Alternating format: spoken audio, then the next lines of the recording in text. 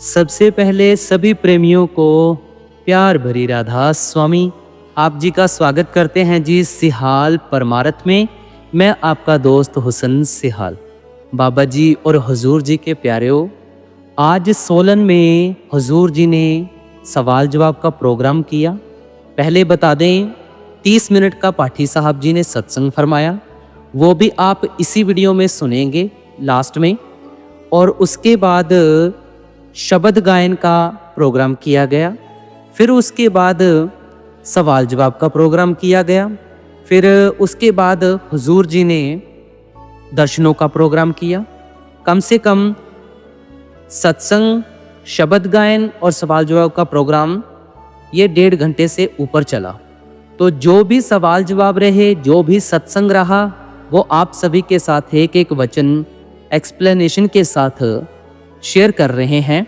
अभी हम सोलन में ही हैं, तो आपको बता दें कि यहाँ पर अभी करंट टेम्परेचर 12:48 पर मैं ये ऑडियो रिकॉर्ड कर रहा हूँ और इस वक्त टेम्परेचर 23 यानी 23 डिग्री है और शाम को टेम्परेचर 18 डिग्री पे पहुँच जाता है। तो कल जो सत्संग के लिए आ रहे हैं हुजूर जी के, बड़ी खुशी के साथ आएँ और सत्संग का लाभ लें। तो आज जो पाठी साहब जी ने सत्संग फरमाया था वो आप सभी के साथ सवाल जवाब के बाद शेयर करते हैं। पहले सवाल जवाब शुरू करते हैं। पहला सवाल एक जिज्ञासु ने खड़े होकर पूछा, राधा स्वामी जी, हुजूर जी मेरा सवाल ये है कि परमार्थ का असल रास्ता क्या है? क्या सिर्फ एक अच्छा इंसान बनना ही मुकम्मल परमार्थ है? हुजूर जी ने फरमाया, बेटा, परमार्थ का असली रास्ता तब शुरू होता है जब हमारे मन के अंदर पूरी तरह स्थिरता आती है। सिर्फ बाहर से अच्छे कर्म कर लेना ही काफ़ी नहीं है। ये रास्ता बाहर से शुरू होकर हमारे भीतर की ओर जाता है। जब तक मन शांत नहीं होगा तब तक हम परमार्थ की असल मंजिल तक नहीं पहुंच सकते। ऋषि मुनियों और संतों ने हमेशा हमें यही समझाया है कि कैसे सिमरन के द्वारा अपने इस चंचल मन को स्थिर करना है। पूजा पाठ के जितने भी अलग अलग रास्ते हैं वे सब अपनी जगह मुबारक हैं, वे अच्छे हैं, लेकिन परमार्थ के सफ़र में रास्ता बिल्कुल सही चुनना बहुत ज़रूरी है। अगर हम सही रास्ता नहीं पकड़ेंगे और किसी गलत रास्ते पर चल पड़ेंगे तो हम इस रूहानी सफ़र में भटक जाएंगे बेटा, और अपनी मंजिल तक बेटा कभी नहीं पहुंच पाएंगे। फिर अगला सवाल किया गया, एक लड़की ने किया कि हुजूर जी, अगर हम कोई काम करते हैं और उसमें असफल हो जाते हैं तो क्या हमें निराश होकर वह काम छोड़ देना चाहिए? हुजूर जी ने फरमाया, नहीं बेटा, बिल्कुल नहीं, ऐसा बिल्कुल नहीं करना चाहिए। इस दुनिया में ऐसा कोई भी इंसान नहीं है जिसमें कोई कमी ना हो या जिसमें कोई खूबी ना हो। हम सबके अंदर कुछ ना कुछ खूबियां और कमियां होती हैं। अगर तुम्हें किसी काम में असफलता मिली है तो इसका मतलब ये नहीं कि तुम हार मान लो। तुम्हें वह काम पूरी एकाग्रता और ध्यान लगाकर फिर से करना चाहिए। तब तुम पूरी मेहनत और लगन से उस काम में जुटोगे तो तुम्हें उसका सही नतीजा जरूर मिलेगा। हार मानना कोई समाधान नहीं है बेटा, बल्कि अपनी कमियों को पहचान कर मेहनत करना ही सफलता की कुंजी है। फिर उसके बाद अगला सवाल किया गया। हुजूर जी को बाबा जी करके फरमाया, बाबा जी, क्या हमारे सोचने भर से भी क्या कर्म बनते हैं? क्या बुरे विचारों का भी हिसाब देना पड़ता है? हुजूर जी ने फरमाया, नहीं बेटा, ऐसा नहीं है। सिर्फ सोचने भर से कर्मों का हिसाब नहीं बनता। कर्म तब बनते हैं जब हम उन विचारों को अपने शरीर या अपनी वाणी के द्वारा अमल में लाते हैं। मन तो चंचल है, वह तरह तरह के विचार लाता रहता है, लेकिन जब तक तुम उन विचारों को कर्म का रूप नहीं देते तब तक वे कर्म नहीं बनते। फिर अगला सवाल एक बहुत परेशान होकर किया कि हुजूर जी, मुझे सतगुरु से नाम तो मिल गया है लेकिन मैं सिमरन और ध्यान के लिए समय ही नहीं निकाल पाता, मैं क्या करूं? हुजूर जी ने फरमाया, बेटा, आजकल की जनरेशन पीढ़ी जो है यही सबसे बड़ी समस्या है इनकी। तुम लोग अपने मोबाइल फ़ोन को एक पल के लिए भी अपने से दूर नहीं छोड़ते। दुनियादारी के हर काम के लिए, फ़ोन चलाने के लिए तुम्हारे पास समय है, लेकिन अपने असल काम के लिए तुम कहते हो कि समय ही नहीं मिलता। तुम्हें अपने रूटीन को ठीक करना होगा। अगर नाम मिला है तो उसके लिए समय निकालना तुम्हारी ही जिम्मेदारी है। फ़ोन और बाकी चीज़ों से थोड़ा समय बचाकर उसे सिमरन में लगाओ ना। फिर अगला सवाल किया गया कि हुजूर जी, मुझे हुजूर जी से नामदान मिला था। जब मैं सिमरन भजन पर बैठता हूँ तो मेरा सिमरन टूट जाता है। मुझे अंदर शब्द और धुन तो सुनाई देती है, लेकिन मेरा मन टिक नहीं पाता, एकाग्र नहीं हो पाता। फिर हुजूर जी ने बड़े ही प्यार से उन भाई साहब को समझाया कि भाई साहब, आप बहुत खुशकिस्मत हैं, आपको अंदर शब्द धुन सुनाई दे रही है। कई लोग तो सालों तक तरसते रहते हैं और उन्हें कुछ सुनाई नहीं देता। अगर आपको ये दात मिल रही है तो इसे परखने की कोशिश मत करो। मन की ये आदत होती है कि वह हर चीज को बड़ी बारीकी से देखने लग जाता है कि ये कैसे हो रहा है, क्यों हो रहा है। आपको परख में नहीं पड़ना है, बस सहजता अपनानी है और चुपचाप उस धुन को सुनते रहना है। धीरे धीरे अभ्यास करते करते टिकाव भी आ जाएगा। बस लगे रहो और अभ्यास मत छोड़ो।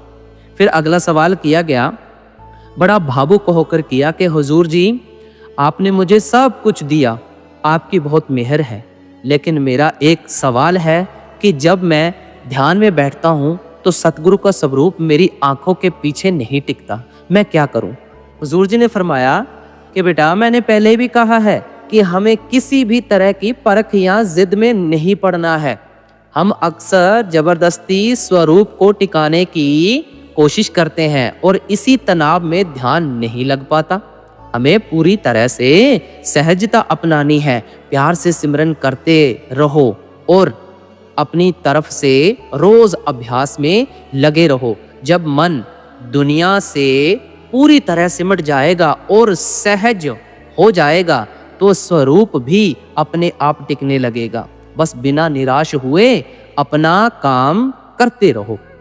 फिर अगला सवाल किया गया, बाबा जी, मेरे शरीर पर अक्सर चोटें लगती रहती हैं। मेरे रिश्तेदार कहते हैं कि यह मेरे पुराने कर्मों का हिसाब है, क्या यह सच है। हुजूर जी ने फरमाया, हाँ बेटा, जो लोग आपको ये कहते हैं वे कुछ हद तक तो सही कहते हैं। यह सब इसी दायरे यानी कर्मों के चक्कर में आता है। जो भी सुख या दुख हमें इस जन्म में मिल रहा है वह हमारे ही किए गए कर्मों का फल है। किसी को शरीर पर चोट लगने की बीमारी है तो किसी को तरह तरह की मानसिक बीमारियां लगी हुई हैं। यह सब कर्मों का ही लेन देन है जिसे हमें इसी शरीर में रहकर भुगतना और साफ करना होता है। फिर अगला सवाल किया गया, ये एक पारिवारिक रिश्तों के ऊपर किया गया था। हुजूर जी, जो बच्चे अपनी मम्मी पापा पर अक्सर गुस्सा करते हैं या अपने मम्मी पापा को चिड़चिड़ाते हैं, क्या वह भी किसी कर्मों के हिसाब में आता है। हुजूर जी ने फरमाया कि नहीं बेटा, हमें कर्मों की इतनी ज्यादा बारीकी में नहीं जाना चाहिए। हर छोटी बड़ी बात को कर्मों का नाम देकर बैठ जाना ठीक नहीं है। परिवार में माता पिता और बच्चों का रिश्ता बहुत ही प्यार का होता है।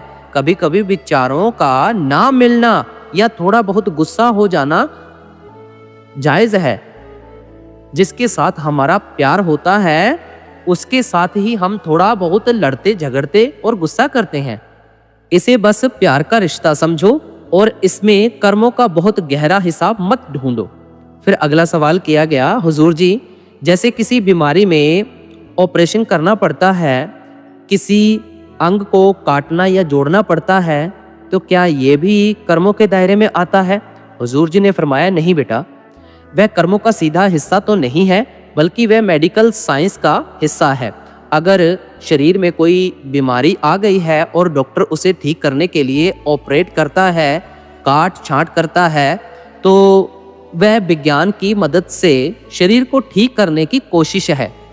इसे सीधे तौर पर आध्यात्मिक कर्मों के साथ जोड़ना बिल्कुल सही नहीं है। फिर अगला सवाल किया गया कि हुजूर जी, अगर कोई इंसान परमार्थ के सच्चे रास्ते से भटक जाए और गलत संगत या गलत आदतों में पड़ जाए तो उसे क्या करना चाहिए।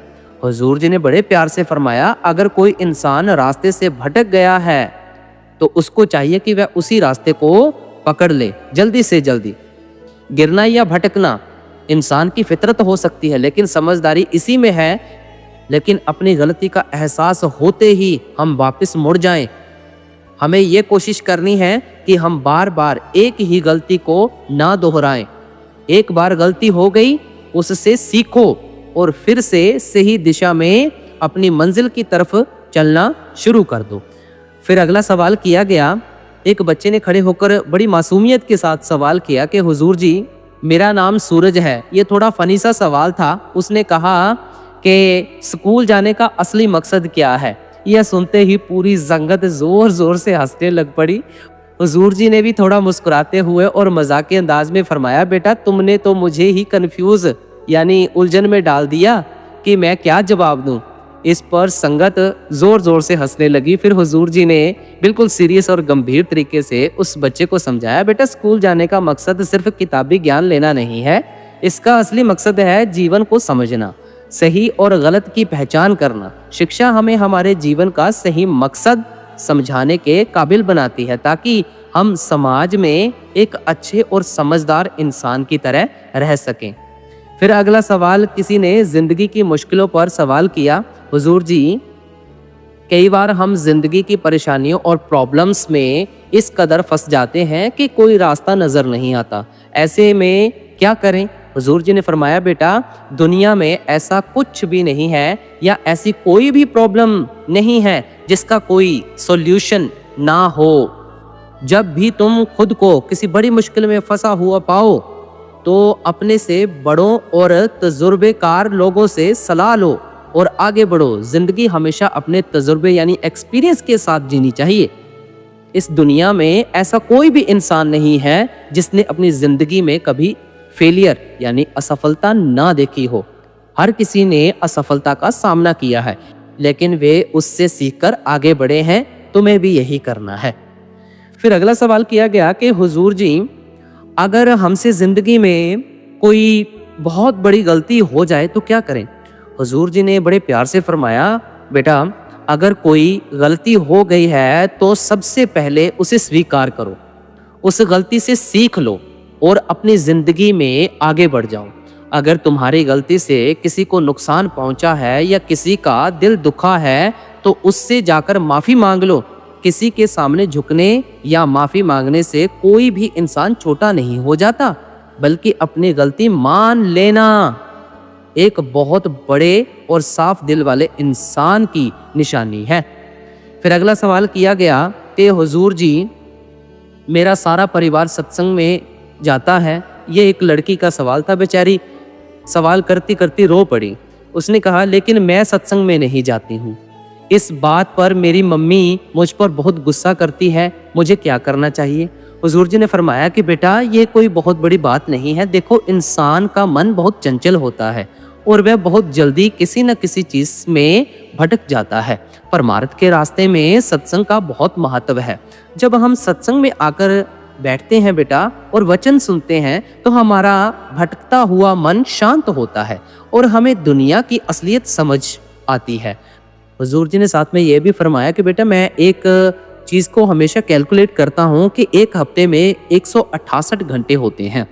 अगर हम उन 168 घंटों में से कुछ घंटे निकालकर सत्संग में या सिमरन भजन में नहीं लगाते हैं तो ये तो हमारी सबसे बड़ी मूर्खता हुई ना।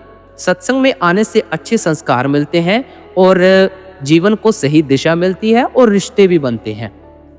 तो फिर अगला सवाल किया गया, हुजूर जी अक्सर कहा जाता है कि अगर शिष्य एक कदम आगे बढ़ाता है तो गुरु उसे संभालने के लिए 10 कदम आगे आते हैं, क्या ये सच है।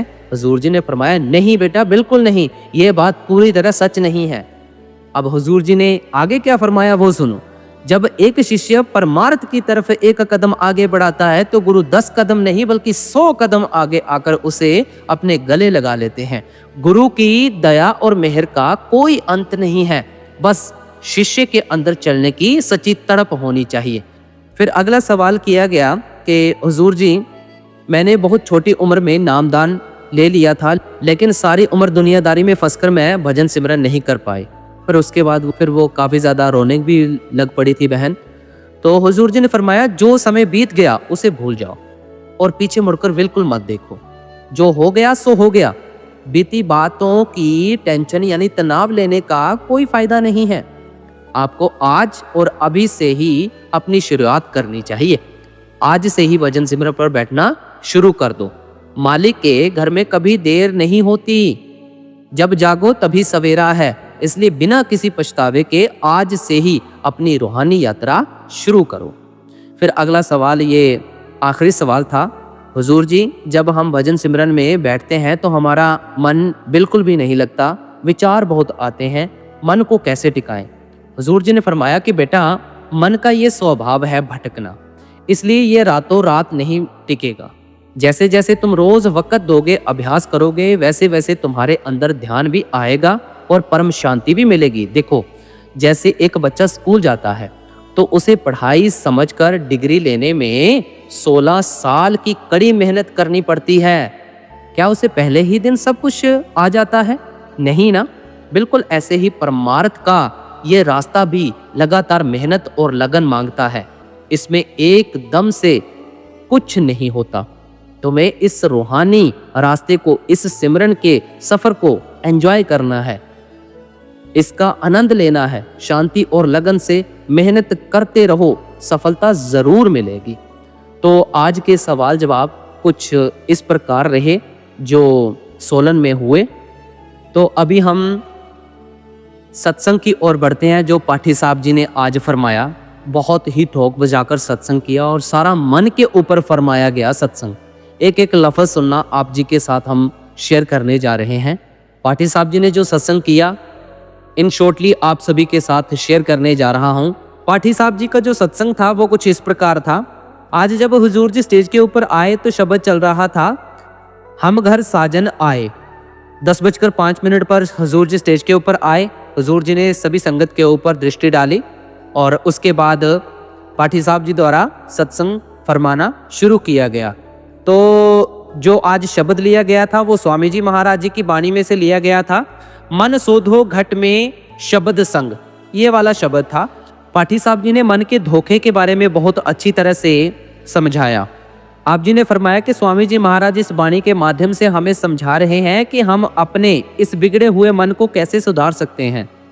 अब सबसे पहला सवाल जो हमारे जहन में आता है वो ये है कि आखिर इस मन को सुधारना क्यों है, ये जैसा है ठीक क्यों नहीं है। आप जी ने फरमाया सत्संग में बहुत ही गहराई से ये समझाया गया है कि इस मन को सुधारना इसलिए ज़रूरी है क्योंकि ये हमारा मन जो है वो सबसे बड़ा दुश्मन बन बैठा है। ज़रा अपने जीवन की तरफ मुड़कर देखिए, जब हम इस मन के पीछे लग जाते हैं, इसके गुलाम बन जाते हैं, तो हम गुस्से में, अहंकार में या लालच में आकर ऐसे ऐसे गलत फैसले ले लेते हैं जिनका पछतावा हमें सारी उम्र करना पड़ता है।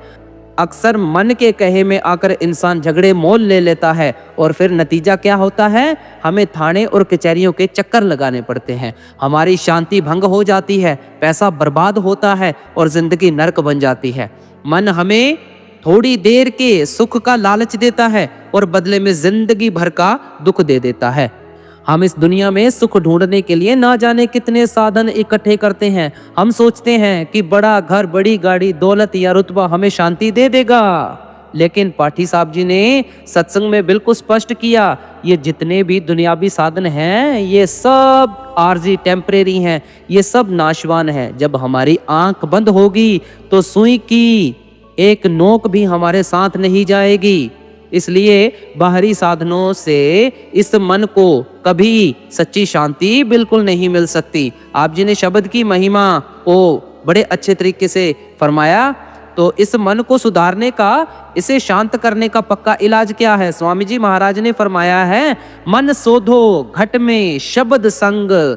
यानी इस मन को अगर साफ करना है, इसे सुधारना है, तो इसे हमारे घट यानी हमारे शरीर के अंदर गूंज रहे शब्द, डिवाइन साउंड के साथ जोड़ना पड़ेगा। बिना शब्द की कमाई के, बिना नाम के अभ्यास के हमें इस भवसागर से पार होने का रास्ता मिल ही नहीं सकता। ये शब्द या नाम कोई आम अक्षर नहीं है जिसे हम जुबान से बोलते हैं। ये वो रूहानी ताकत है, वो ईश्वरीय शक्ति है जिसने इस पूरी सृष्टि को, इस पूरे ब्रह्मांड को बनाया है। यही नाम हर इंसान के अंदर 24 घंटे गूंज रहा है। फिर पाठी साहब जी ने आगे फरमाया, दूध और घी, फूल और सुगंध की मिसाल से।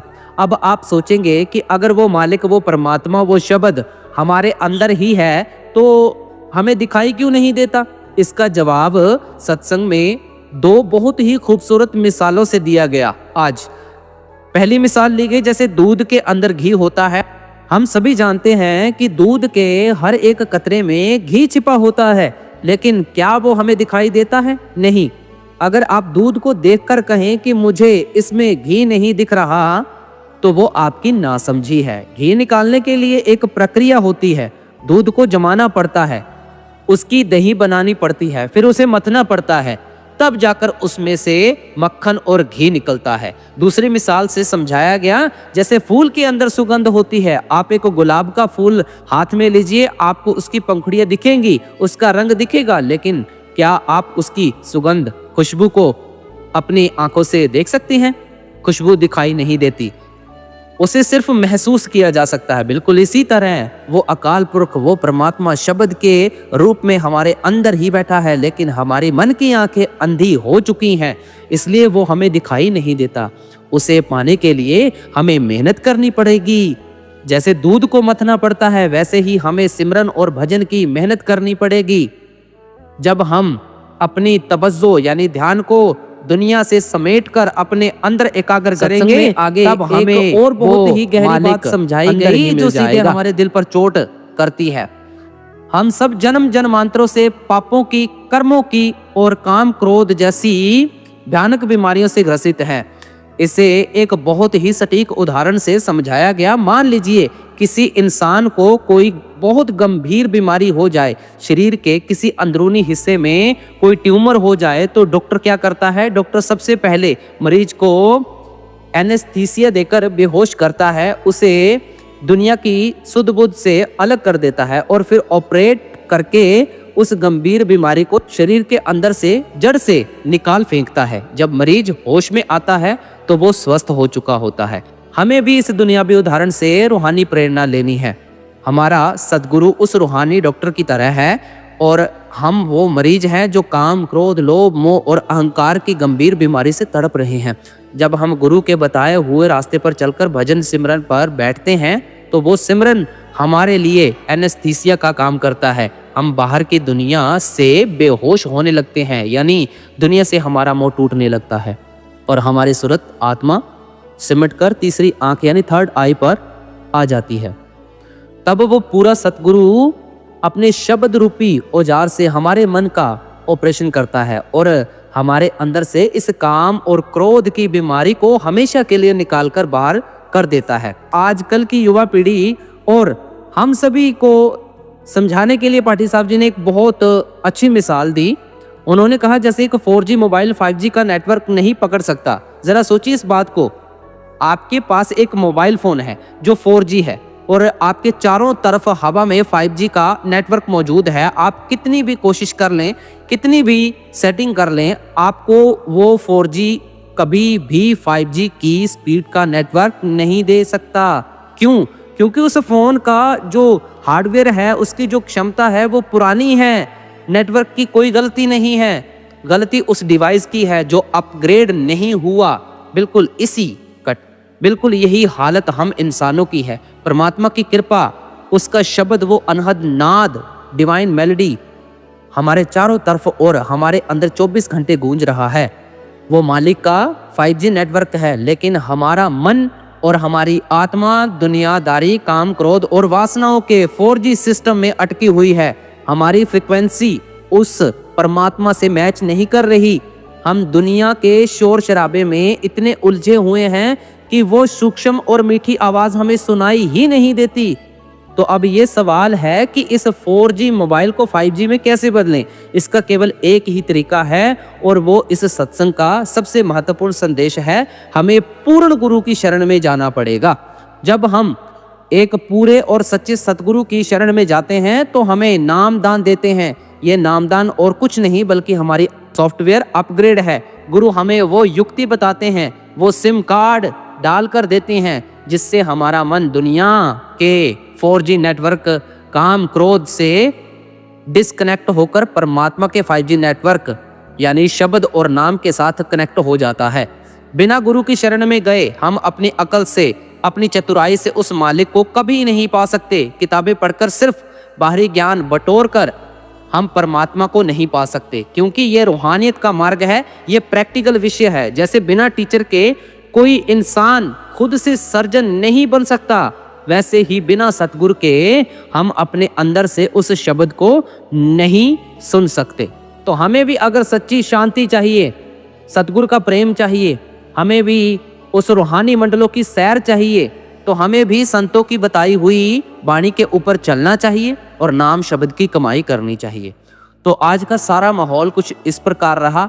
वीडियोस में भी आप देख सकते हैं एटमॉस्फेयर कुछ इस प्रकार का है। रश आज कम से कम काफ़ी ज़्यादा हो गया था। वैसे तो पंडाल पूरा भरा पड़ा था, 1 लाख से ऊपर संगत थी। तो और भी हमारे इस चैनल के ऊपर वीडियो है, कल सत्संग भी अपलोड करेंगे, वो भी आप ज़रूर सुनिएगा। इस सत्संग को और सवाल जवाबों को ज़रूर संगत तक शेयर कीजिएगा। मैं आपका दोस्त हुसन सिहाल, सभी को राधा स्वामी जी।